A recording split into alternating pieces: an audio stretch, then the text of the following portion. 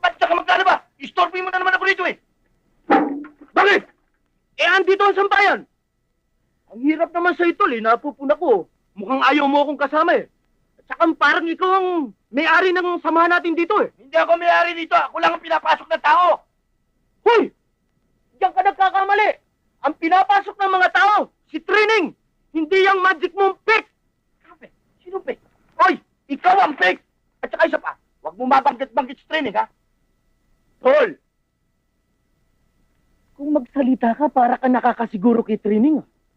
Eh, pareho lang naman tayo naliligaw sa kanya. At hindi pa nakakasiguro kung sino man sa ating dalawa. Ha? Talaga parang ang lakas ng sigmura nito. Tol, paminsan-minsan, manalamin ka naman. At nang makita mo ang katotohanan. Tol, kaya lang naman ako nagkakaganito eh. Dahil sa sobrang